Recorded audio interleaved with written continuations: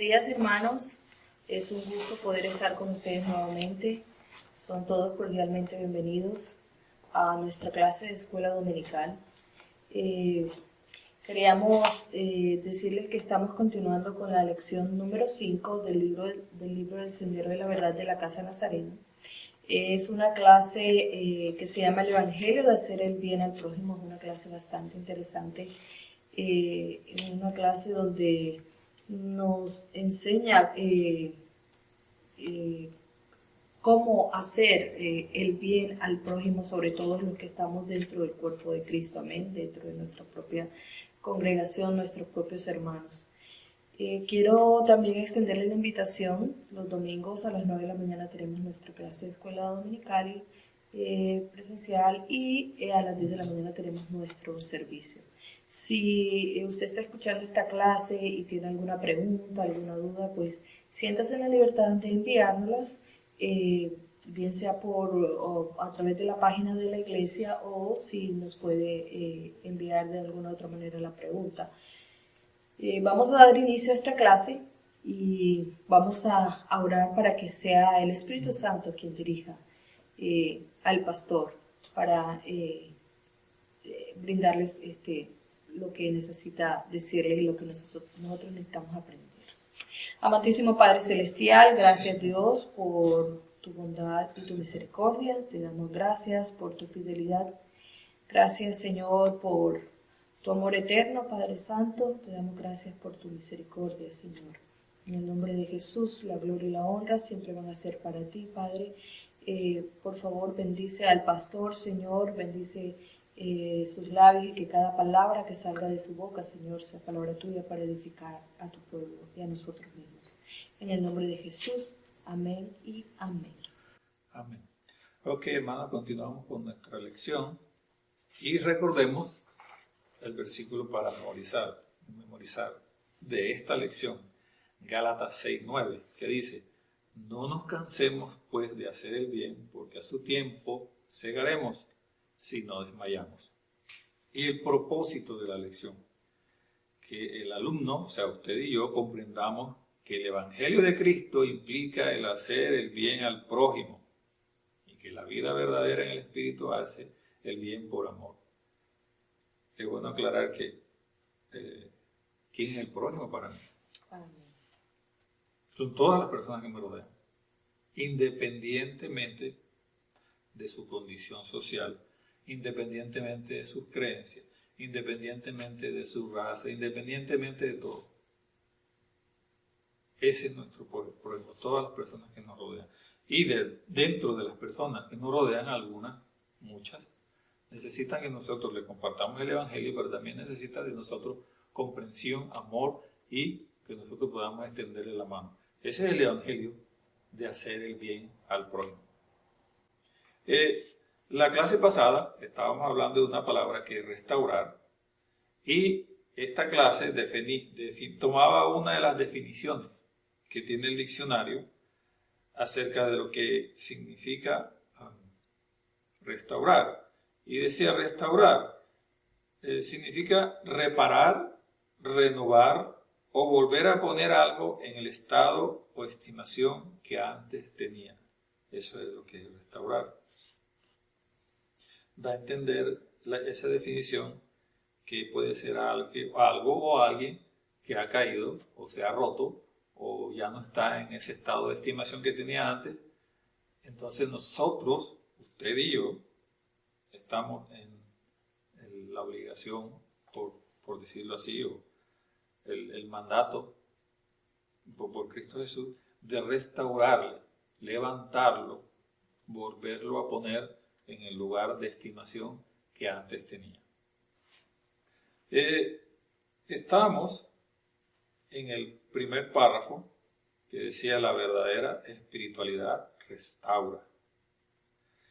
Y habíamos dado la definición que tiene el diccionario. Entonces vamos a continuar leyendo este párrafo. Y dice: sin embargo, en el segundo párrafo, estábamos hablando acerca de que si Pablo tocó este punto de restaurar en la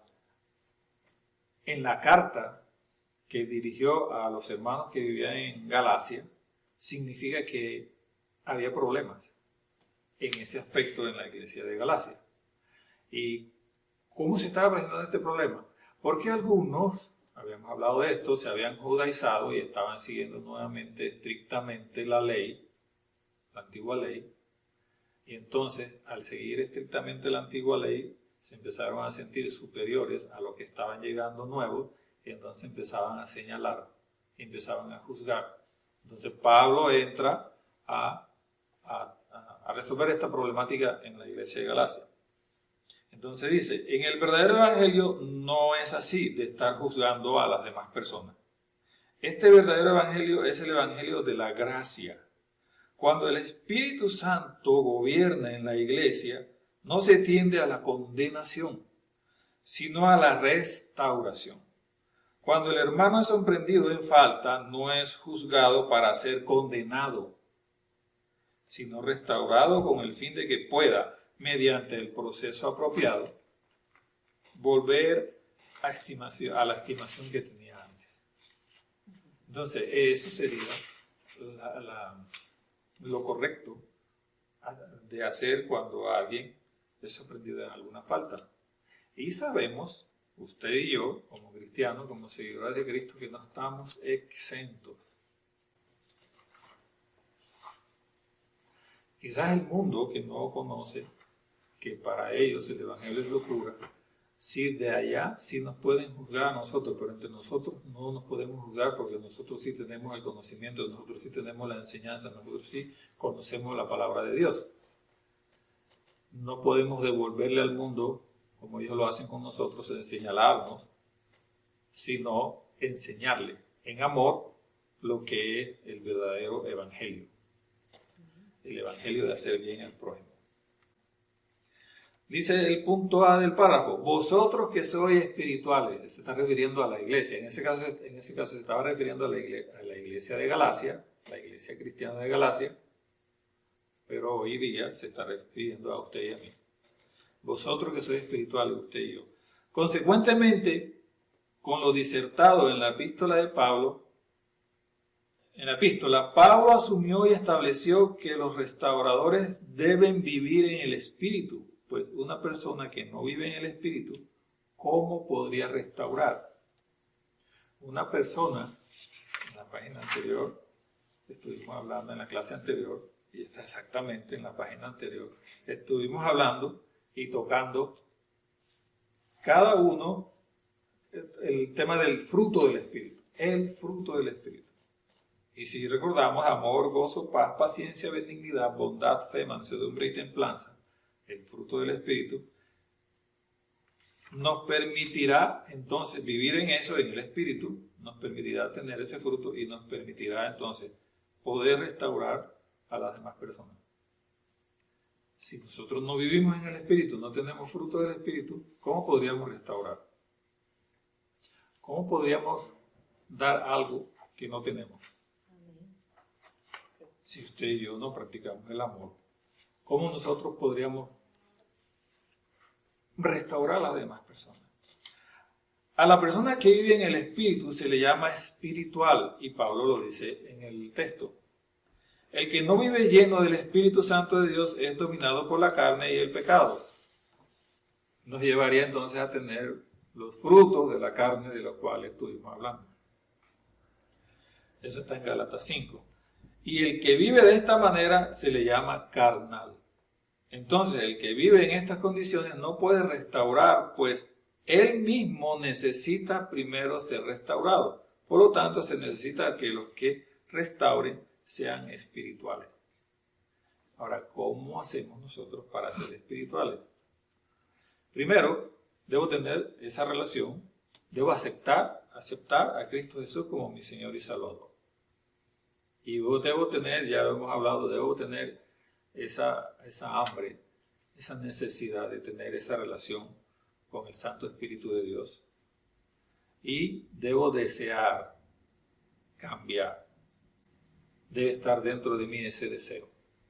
El Señor me va a guiar, me va a ayudar, pero yo debo tener ese deseo. no es algo mágico, no es como un trance. Yo debo tener esa disposición de cambiar. Y hemos hablado también de eso, ¿cierto? ¿A quién beneficia? ¿Quién se beneficia más con el hecho de que yo deseche de mi vida el fruto de la carne, los frutos de la carne, y busque con ansia esa relación con el Santo Espíritu de Dios para que el Espíritu de Dios produzca en mí ese cambio y yo pueda entonces producir, que sea evidente en mí el fruto del Espíritu? Los mayores beneficiados vamos a ser cada uno de nosotros y todas las personas que nos rodean. Y las primeras personas que nos rodean son nuestros familiares. Ya. Eso nos llevaría a una vida de gozo, de paz, una vida de éxito en el Espíritu de Dios, no en el mundo. El éxito en el mundo se mide con signo pesos. Si tienes dinero, tienes éxito. Si no tienes dinero, no tienes éxito. En la vida espiritual no se mide con eso. En la vida espiritual el éxito se mide cuando nosotros tenemos el fruto del Espíritu en nuestra vida como una evidencia de esa relación con el Señor. ¿Tienes algo que agregar? Sí. Bueno, la palabra de Dios dice, no os engañéis, Dios no puede ser burlado. Pues todo lo que el hombre sembrare, eso segará. Porque el que siembra para su carne, de la carne segará corrupción, mas el que siembra para el Espíritu, del Espíritu segará vida eterna. Ahorita que tú estabas hablando dice que el que vive de esta manera se llamará carnal, o sea, el que es dominado por la carne. Entonces, como decíamos en la clase anterior también, ¿verdad? Es importante y necesario que nosotros podamos, lo más que se pueda, desechar de esos frutos de la carne que no nos benefician para nada, para poder entonces estar llenos del Espíritu, ¿verdad? De esos frutos, para que entonces sí sea una evidencia de que primero nosotros hemos sido transformados y podemos mostrar ese amor de Cristo hacia los demás. Entonces, no podemos engañar a Dios. Dios conoce nuestro corazón. Así es. ¿Verdad? Podemos engañar al hombre, pero si somos la creación de Dios, nos conoce tanto. Si nosotros a veces nuestros propios hijos lo miramos y sabemos que lo que a veces cosas que nos están diciendo no son ciertas, entonces cuánto más Dios, ¿verdad? Que todo lo sabe. Entonces es importante que no pretendamos engañar a Dios, sino hay que ser honesto. Y si realmente quieres tú restaurar a tu hermano, tienes que ser honesto contigo mismo para entonces poder ser honesto con el hermano. Y tenemos esa tendencia, ¿verdad? A tratar a veces de manipular y de engañar a Dios. Eso es innegable. Más cuando todavía somos muy carnales. Pretendemos engañar a Dios. Y la misma palabra nos hace la advertencia y nos dice, no os engañéis. Dios no puede ser burlado. Nosotros no podemos burlar al Señor. Y dice, no os engañéis, Dios no puede ser burlado. Lo que el hombre sembrare, eso segará. Ya sabemos, ¿cierto? Si lo llevamos al plano físico, si sembramos un árbol de naranja, nos va a dar naranjas. Si sembramos un árbol que no da nada, que no sirve para nada, pues no va a dar nada. Entonces, lo que nosotros sembremos, de eso vamos a obtener ese fruto. ¿Ya? Si siembro discordia, si siembro envidia, si siembro chismes, si siembro enemistades, si siembro lujuria, todos los frutos de la carne, ¿qué voy a cosechar? Frutos de la carne. Eso me va a devolver. Es la ley de la vida. En el mundo lo sabíamos, ¿verdad? Es la ley de la vida. Y ahora en nuestra vida cristiana encontramos que es bíblico.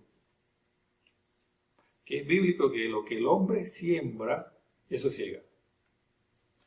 Ya. Entonces, dejándonos con ese versículo, y vamos a finalizar la clase De verdad que es una clase interesante. Todas se van poniendo interesantes.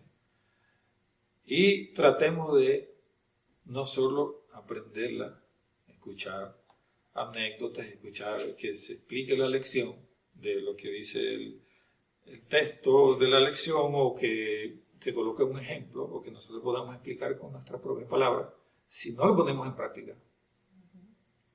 Entonces somos invitados a poner en práctica lo que vamos aprendiendo. Oremos. Gracias, Señor, por este tiempo.